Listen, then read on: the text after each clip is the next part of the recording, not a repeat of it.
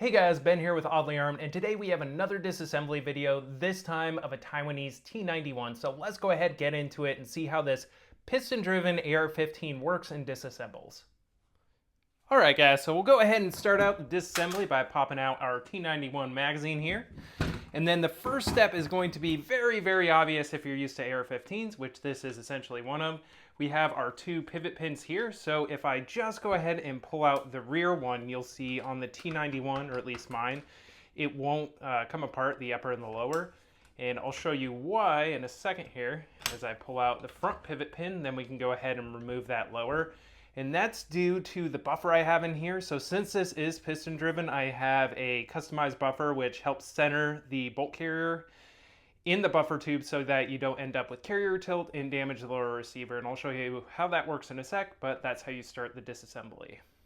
Speaking of which, next up we're going to disassemble our lower receiver here, and we'll go ahead and start by taking the buffer and buffer spring out. So I just have a bolt tip here to kind of assist us a little bit there. And the buffer and the spring will come right out of the buffer tube just like a standard AR-15, because again, it is basically a standard AR-15. In a sec, we'll talk more about this buffer and what it does here, but the spring is just a standard spring. Now, looking back at the lower receiver, this started out as an 80% lower that has all of the correct markings for a T91, which is why I got it. So you can see my absolutely fantastic machining in there, and I did remove all the material to actually cut this guy out.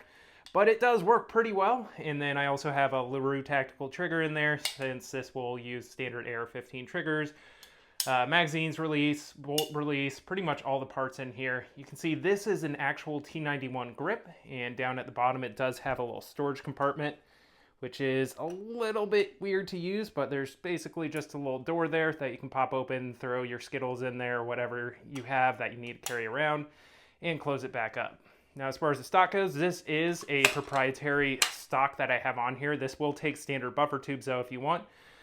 This is the actual T91 stock, and it is 3 positions generally. I think mine actually has a couple more, but it is proprietary and won't fit standard AR-15 stocks. It is very nice though. It is very tight on this buffer tube, and you really don't get any wobble with it. Coming back to the upper receiver, we can go ahead and remove our bolt carrier group. So it comes out exactly like a standard AR-15. So there is our bolt carrier group. And then the charging handle that we have in here, again, comes out just like any other AR-15. And it is a standard AR-15 charging handle. And this upper is actually compatible with basically all AR-15 charging handles. Now, taking a look at the bolt carrier group, we can see it is a short stroke gas piston system on this guy, and this does have an integrated tombstone up here on the top of the bolt carrier, and that's where the short stroke piston impinges on it, and that actually causes one of the issues that short stroke gas piston ARs are known to have, which is called carrier tilt. So on a normal AR-15, the bolt carrier group actually moves directly backwards because the inside here is technically the piston.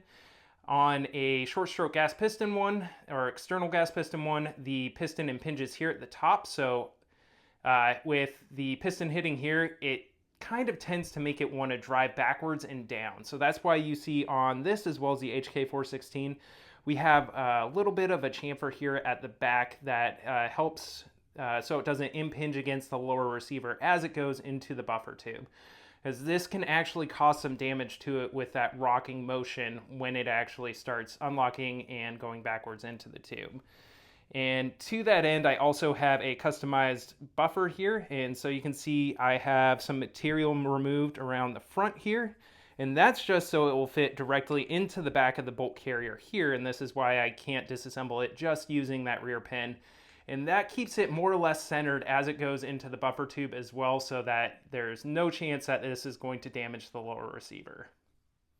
Disassembling the bolt carrier group is essentially the same as it is on an AR-15. So we'll go ahead and start by taking out our cotter pin here at the back. It is not retained, just standard AR-15 style cotter pin, at which point we can go ahead and pull out our firing pin, which again is going to be just a standard AR-15 firing pin, so incredibly easy to get and cheap to replace. And then it's actually very easy to remove the cam pin, easier than it is on a standard AR-15 because you don't have the gas key up top, so we can just pull that guy out. So pretty standard cam pin there, nothing too crazy to see. And then the bolt will come out the front, and you can see the bolt actually moves freely in the carrier. There's no pressure on it because it doesn't have any of the gas rings on it. So you can see in the back here where you'd normally have gas rings on an AR-15, it is just solid because, again, this doesn't need gas rings because it's not using the bolt carrier as a piston. Now we can go one more step here by removing our extractor as well, and that again just goes like any AR-15.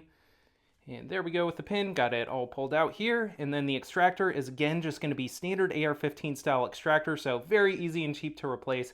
And that's really all we have to do with the bolt itself.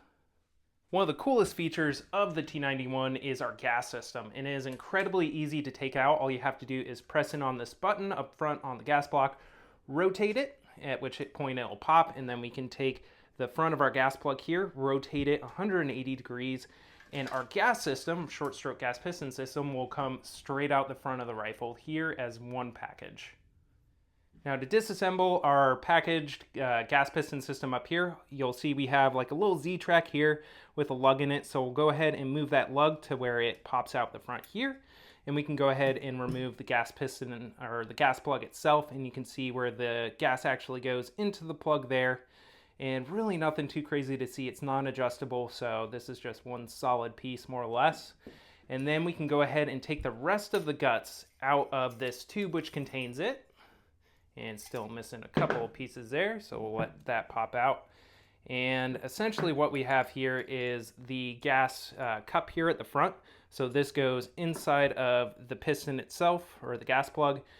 And it works just basically like an AR-180 style gas piston system. So nothing too crazy there. And then we have a couple of springs here. It's a little bit complicated. This centers it up in the upper receiver. And then there's just a couple of different springs here. This one's a little bit stiffer for the rear end of the travel. And that's really all there is to see with the gas piston itself. Coming back to the upper receiver, there's really nothing else that we need to do up here. For the original polymer handguard, you can pull it off of there, but since our gas piston system comes out the front, we don't necessarily need to remove the handguard when we disassemble it. In the upper receiver, it is exactly the same as you're going to see on a standard AR-15, except you don't have that gas tube up on the top there in the upper. Everything is the same as far as being able to get in there and clean it, which it's always going to be a little bit tight on the AR-15 itself. But other than that, you can see we don't have a shell deflector or a forward assist on the T91, and that's basically all there is to see on it.